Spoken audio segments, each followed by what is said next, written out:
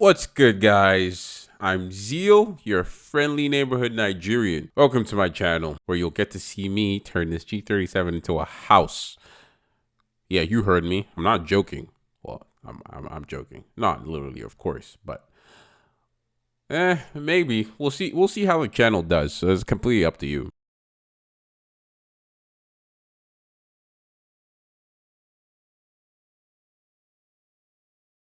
Uh, Honestly, I guess like most people would ask why I chose the G37, and is because it is beautiful.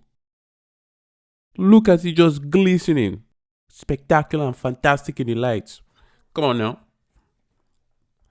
Of course, there's a bunch of stuff that needs to be fixed on it, but we'll cross that bridge when we get there. Real talk, though, like the car honestly is amazing. I've only had it for a couple days, and I absolutely love this thing. So there's a reason why they call it the budget M3. Whether that's a good thing or a bad thing, I don't know, but like just listen to it. Listen to it.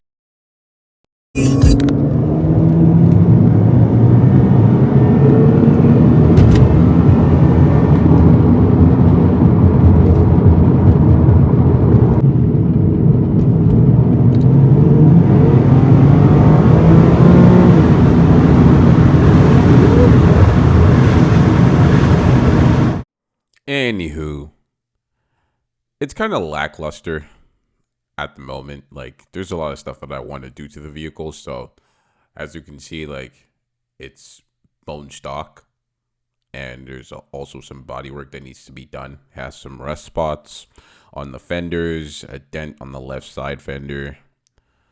But trust me, it's all part of the process. So, yeah. I'm honestly excited just to work on the vehicle. Like, that's the main reason why I decided to buy the vehicle in the first place. Um, the content is honestly just a bonus. Like, even if I didn't decide to do content, I would still get a vehicle, most likely this one, and start working on it because I want to, get the hands-on experience, get the knowledge, and get the most out of it, because I think it's very important to know how to work on a vehicle. And you might ask, maybe why didn't I go for Honda or Toyota or something older?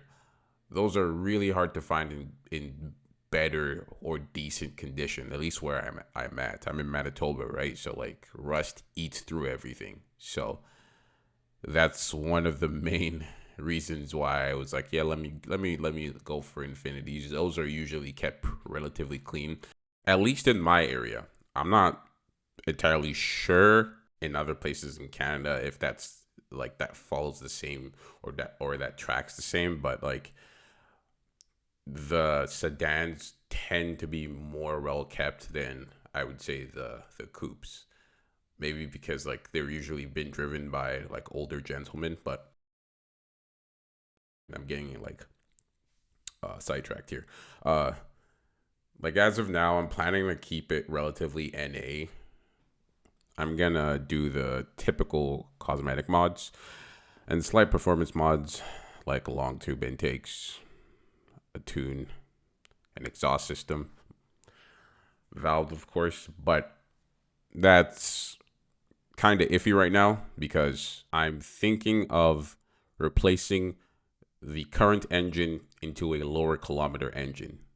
And if I do that, don't get me wrong, the engine that's in there currently is like I believe 176,000 kilometers. It has 176,000 kilometers. I mean, that's not too bad, but at the same time, I'm just leaning towards having a fresh template. So I'm thinking of getting a VQ37 HR engine that has less than 80,000 kilometers, that's been imported from Japan, and putting it in there. And then if I do that, then I'm probably gonna actually, do some engine mods, potentially a supercharger at some point. Who knows?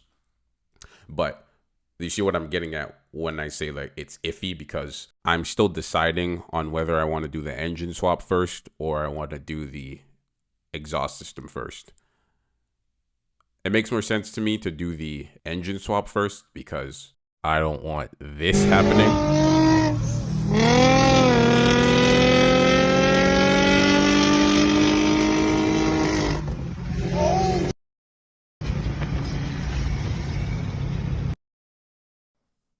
Now, don't get me wrong.